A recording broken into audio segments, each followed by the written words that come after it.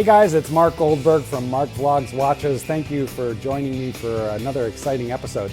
Today I'm filming from my indoor training center. And here, I'll just move this a little and kind of get a look at, that's my knee wall. So when I have clients sitting at my card table, you know, that's like a $25 Walmart card table, the plastic, picnic type table.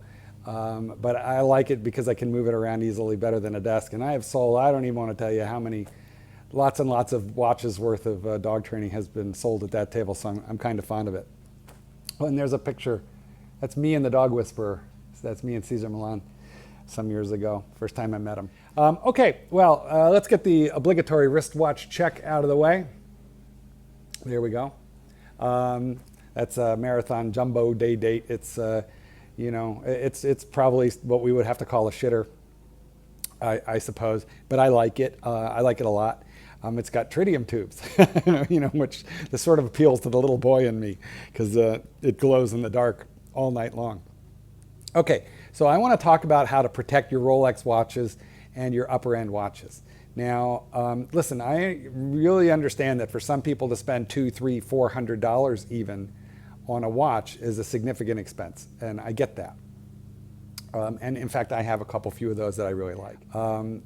However, if you lose loss or theft of a $400 watch is not going to really affect your life, enormously one way or the other. Okay, but if you lose your $5,000 or $10,000 Rolex, that's much more of an issue.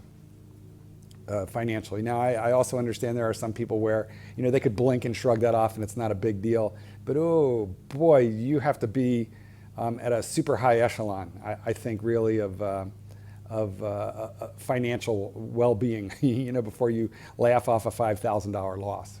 So I want to talk a little bit about traveling with your watches and living with your watches. Many of mine are Rolex. That's just a brand that I really like. But I have a couple of Omegas and a Breitling that I'm also fond of. But it doesn't really matter what brand we're talking about here. What counts is the total value that you have tied up in watches. Now, I made another video called Will Your Rolex Go Up in Value? And you might have a look at that video. If you subscribe to my channel, you'll easily find it. But even if you're not subscribed, you can still poke around and find that video because it talks about what you should expect to happen to the value of your watch. But for the purposes of this video, we're going to just use common, ordinary, used valuation on the watch. And you can easily look up on the internet and find out more or less what your watch is going for used on the gray market. There's a few sources that I won't deal with now. That's a whole separate video. But you have several risks when owning expensive watches like Rolex brand. And one of the risks is that your watch is highly recognizable. So it's not like people around the world don't know what they look like. They do. And it's really simple. I had something in my mouth. Hang on. Yep, that was a little chunk of something. Edit, fuck that. We're just going to keep going. So it was spaghetti. Okay, don't get crazy. I just should have rinsed first, before. I'm good. Okay. So the risks that we face when wandering around with a Rolex watch on is that it's recognizable and somebody might want to steal it from you. So you have theft in various forms. Theft includes, like strong arm robbery where somebody uses a weapon or intimidation to steal something from you while you're wearing it. There's the snatch and grab. Where you're just pushed around a little bit and somebody snatches and grabs it. By the way, you would think it would be very hard to steal, let's say, a Rolex watch with an oyster bracelet and a modern clasp off of your wrist. You would think that would be very tough, but it's actually quite easy if you know what you're doing. And the motorcycle thieves, they're motorcycle riders, there's 2 or 3 of them, will accost you. Buenos Aires is famous for this. So you can, and that's Argentina. So you can Google Buenos Aires Rolex theft. And if you read about that, you'll never want to travel to probably Argentina wearing a Rolex watch. What they do is the thieves target upper end hotels in BA. They know where you're going to stay. They can spot your watch from really far off. And then what they do is they send a couple of guys on little, motorcycles, small, 150 cc's. They can get really close to you without alarming you because they're all over the place anyway in most parts of the world. And they just grab and twist. And they know exactly how to twist this thing. So they have one guy stalling or blocking you in, and another guy just grabs and twists, and they can have your watch off in seconds, and then they're just instantaneously gone. So Google that. I have not been to Buenos Aires, but I would love to go. It's a beautiful looking city, but I would never think of wearing a Rolex watch there. But you do have to be aware of that kind of theft. Then there's the other kind of theft where you just put your watch down for a moment someplace, like maybe even in a hotel room. You go out, you forget about it, and the maid nicks it, or somebody comes into your room. So we have to worry about theft, and we also have to worry about loss. You are going into the water at the beach, and so you take off your Rolex or your other high brand watch, and you put it in your shoe or your backpack, stick your sock over it, and you go into the water, and somebody steals it. So that's theft. But there's also loss. You drop it in the sand and you can't find it anymore. It comes off while you're swimming in the ocean. That kind of thing. So I'm going to talk about two things, several things really, but they're all going to be related to how to protect yourself from this kind of loss of your Rolex or other brand watch. And some of this is just practical stuff that you may have thought of. Other pieces of this may be new information to you. First, I want to tell you that your watch is not covered by your homeowner's insurance 99% of the time in North America. So if you have a typical North American home insurance policy, that policy, if it covers personal belongings, portable, such as jewelry, and watches are often classified as jewelry, but even when they're categorized in their own segment as watches, you're generally speaking covered up to a maximum of $2,000 or $3,000 or $4,000 grand total. That might even be for the lifetime of your policy, might not even be per incident. And that's also subject to your deductible. So if you have a $500 deductible and you lose a $10,000 Rolex watch, you think you're going to collect $9,500, but you're not. You're going to get your $2,500 max as it's written on your policy, less the $500 deductible, so you'll get $2,000. And by the way, that's if you're lucky. That's if you have really, really good homeowners coverage. If you have anything sketchier than that, then you shouldn't even expect to collect that much. So the only way that your wife's diamond engagement ring, your expensive watches, the only way they're covered is if you purchase an additional insurance rider on your homeowner's policy. And you have to get all your watches professionally appraised, and you have to submit those appraisals to your insurance company. They will quote you on the cost before you do that, but they're not going to take your word for it or the jewelry receipt, of the guy that you purchased it from. They want a proper appraisal. And I've lost track of what an appraisal costs these days. If you buy your watches from the authorized dealer, then you're going to get that appraisal free. But you're a schmuck because you should have never paid that much. So if you bought your appraisal from gray market or used private party, or if you bought it used from a well-known watch dealer, you're going to need to go to a jeweler, a recognized, accredited jeweler who can provide you with an appraisal. And it's going to cost, I'm guessing, anywhere between $25 and $40 to do that, I think. But then you'll have an appraisal you can submit to your insurance company. Now, here's the thing about the rider.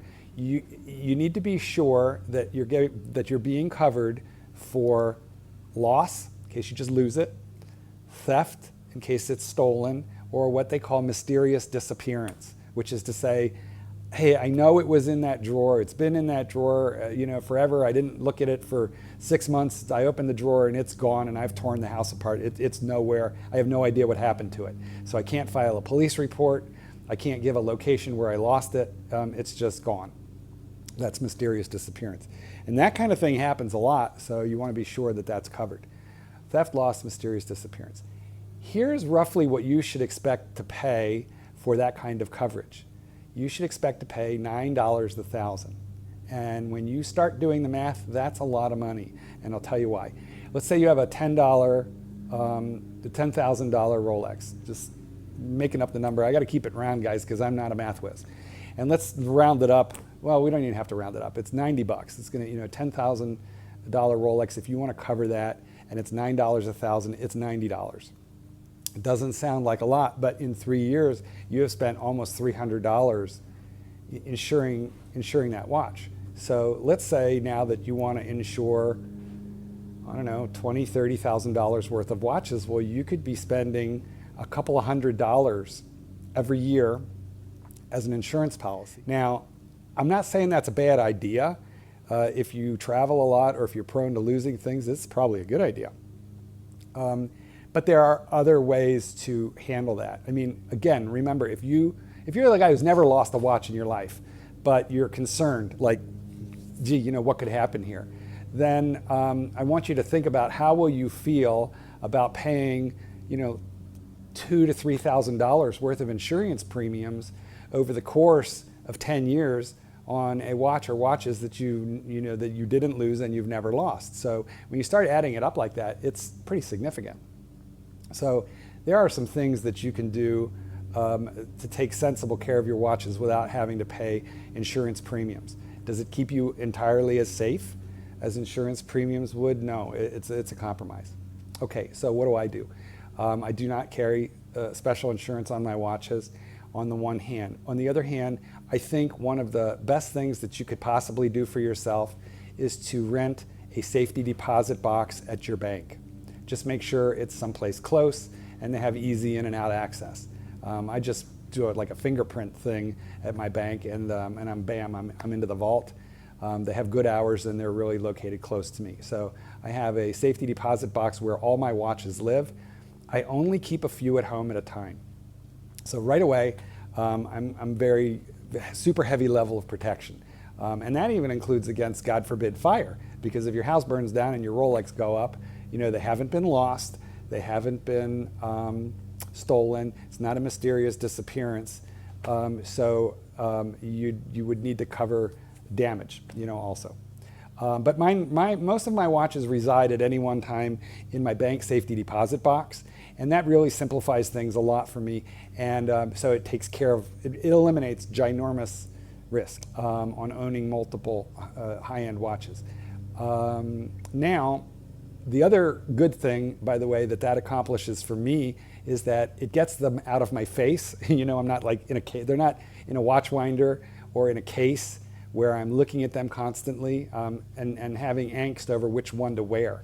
Because part of watch disease, like an offshoot of watch disease, is a syndrome known as rotation angst. And I have that very badly. I'm going to make a whole video someday on rotation angst.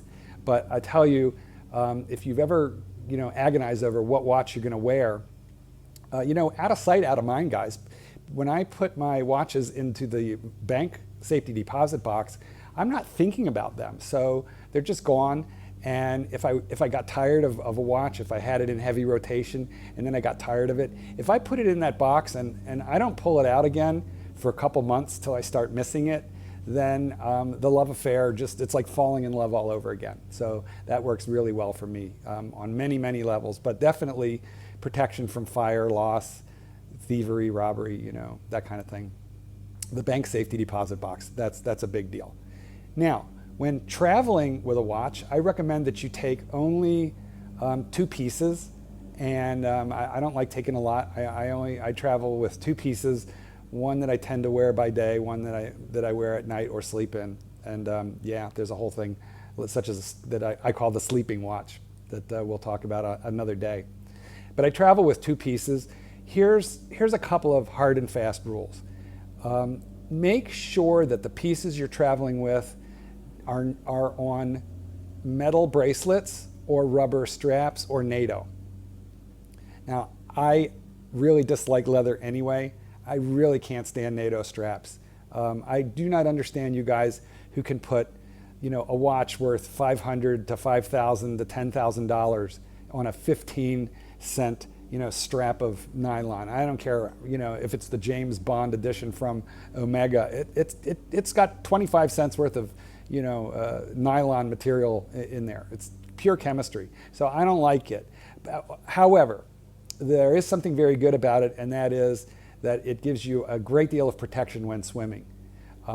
Because if one of the spring bars breaks on a NATO strap, the way it wraps your watch, you won't lose your watch. And that brings me to another point regarding traveling that I want to make, and that is, I would leave the dress pieces home. I would travel in the sports pieces, because you want to make sure that you can swim in your watch. You want to make sure that you can shower in your watch. If you get into the habit of taking your watch off and setting it down, well, you're going to lose it. You're going to leave the hotel room and it's going to be sitting there waiting for the maid. Or you're going to take it off by poolside, stick it in your shoe, and maybe you'll have it later, maybe you won't. That watch stays on you the whole time.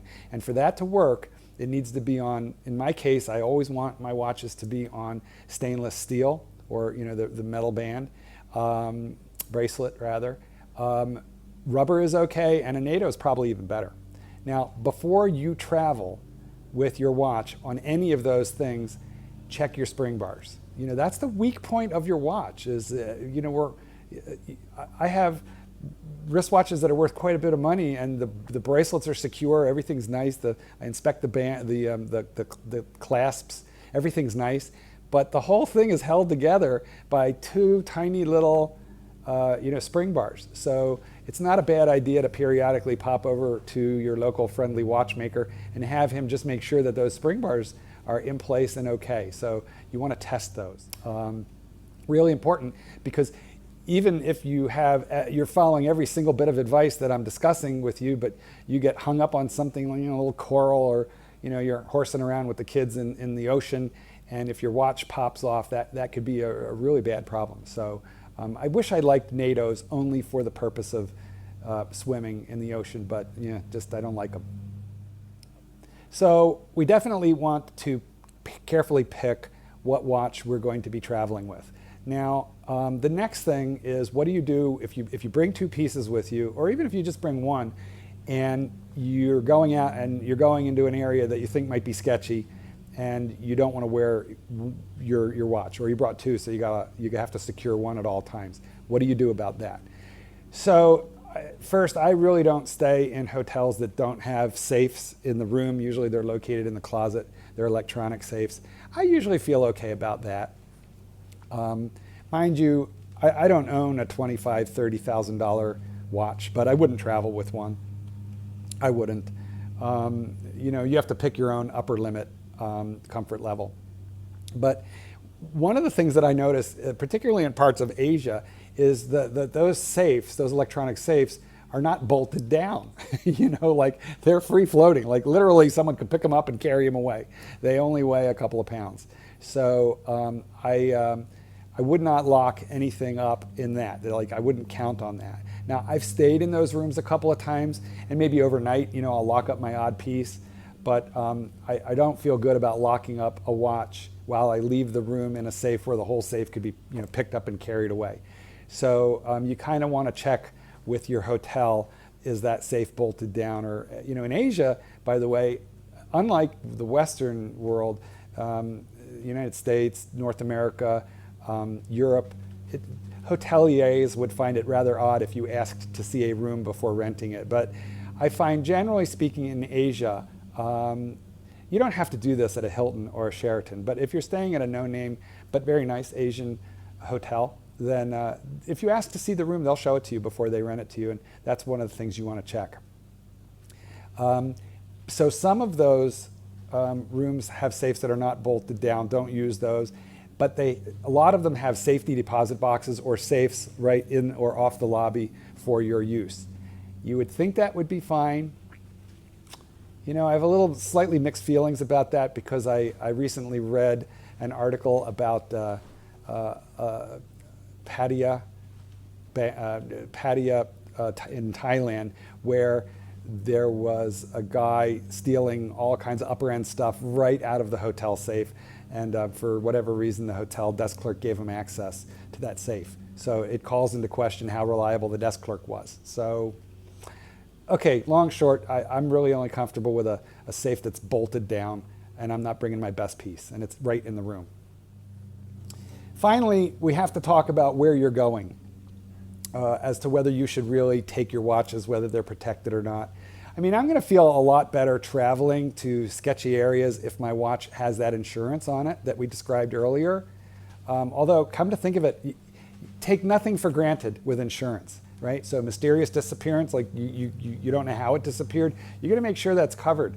But also foreign travel. Do not assume that you could just take your watches, across the world or across international borders and have your insurance policy stay in force. Even your homeowners insurance for that lousy $2,500, that you're probably covered for, and you didn't realize that was the limit of it. That may not apply when you travel across borders. So, but if you purchase insurance, make sure that it includes every country in the world that you might possibly go to. Sometimes there may be exclusions on that policy, so you want to read it very thoroughly. Ask lots of questions, and if you travel, make sure travel is covered. But anyway, there are places in the world where I would not think about wearing a Rolex. Buenos Aires, Argentina is one of those places. Mexico City is another.